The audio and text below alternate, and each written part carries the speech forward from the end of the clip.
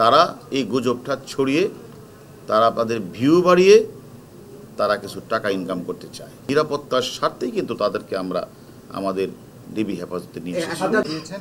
গত সন্ধ্যাতেও সার্জিস এবং হাসনাতকে আবার এনেছেন। আসলে পুরো বিষয়টা কি যদি একটু বলতেন, কেন এনেছেন, তাদের অবস্থা কি? আমরা দেখেন, আমাদের যারা এই ধরনের ধ্বংসলীলা চালিয়েছে, বিভিন্ন স্থাপনায় আগুন লাগিয়েছে, এই সকল দুর্বৃত্তদের, এই সকল জামাত শিবিরি চক্রদের যেমন ধরার দায়িত্ব আমাদের কাজ, আবার আমাদের পুলিশের একটা কাজ হচ্ছে যদি কেউ নিরাপত্তাহীনতায় ভুগে এবং তারা যদি বিভিন্ন জায়গাগুলিতে বলে যে আমাদের যে কোনো সময় আমাদের বিপদ হতে পারে, সেটা আমরা জানার পরে আমাদের নৈতিক দায়িত্বটাই হচ্ছে তাদেরকে সেফলি নিয়ে আসা।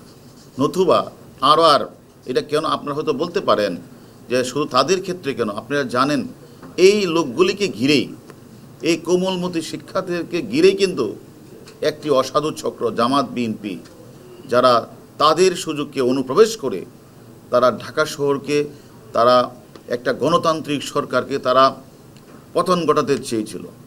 তারা রাষ্ট্রের সবচেয়ে গুরুত্বপূর্ণ স্থাপনাগুলিতে তারা আগুন লাগানোর চেষ্টা করেছিল পূর্বকল্পিতভাবে। সেই কারণে আমি মনে করি আবার তাদেরকে কোনো কিছু করে আবার যদি তারা আন্দোলনের কোনো কিছু করতে চায়, সে কারণে আমি মনে করি নিরাপত্তার স্বার্থেই কিন্তু তাদেরকে আমরা আমাদের ডিবি হেফাজতে নিয়ে এসেছি। একটা বিষয় আপনাদের হেফাজতে তাদেরকে কতদিন রাখবেন?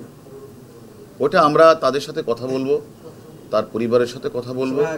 গতকাল একটা কথা বলেছিলেন যে তাদেরকেও জিজ্ঞাসা করা হচ্ছে, কারণ তাদের সাথে কয়েকজনের ফোন আলাপ হয়েছিল, সেই কথাটি তারা আপনি বলেছিলেন। হ্যাঁ, এখন পর্যন্ত আর যেহেতু সে আমাদের কাছে আছে নিরাপত্তার স্বার্থে, তারপরেও আমরা তাদেরকে বিভিন্ন বিষয় তো কথাবার্তা হচ্ছে যে আপনারা এই সুন্দর একটা আন্দোলন করছিলেন ঢাকা বিশ্ববিদ্যালয়ে, আর সেই আন্দোলনের মধ্যে কারা কারা আপনাদের সাথে যোগাযোগ করেছিল, কারা কারা আপনাদেরকে বিভিন্নভাবে উস্কানি দিয়েছিল, এটা আমরা জানতে চেয়েছি। তারা কিছু নাম্বারও আমাদের বলেছে, নামও দিয়েছে।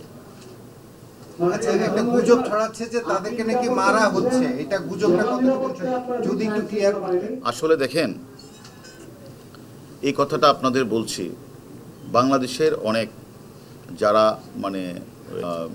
যারা ফেসবুকে লেখালেখি করে, অনেকের নাম্বারকে ঘিরে অনেকে কিন্তু বিভিন্ন ধরনের গুজব ছড়াচ্ছে। এটা আপনারা লক্ষ্য, যে আমি বাংলাদেশ থেকে পালিয়ে গেছি, এই গুজবও দেখছেন তাই না? এটা কি বিশ্বাস করছেন? অনেকে আমাদের রাষ্ট্রের অনেক ব্যক্তির নামে কিন্তু অনেক গুজব আসছে, এটা তো বিশ্বাস করেন না। তাহলে এটাও বিশ্বাস করার কোনো কারণ নাই যে আমরা সিকিউরিটির স্বার্থে যাদেরকে আমরা এনেছি তাদের নিয়ে যদি কেউ গুজব ছড়ায়, সেটা আপনারা বিশ্বাস করবেন। গুজবই তারা এই গুজবটা ছড়িয়ে তারা তাদের ভিউ বাড়িয়ে তারা কিছু টাকা ইনকাম করতে চায়, এটা আমরা বিশ্বাস করবেন না।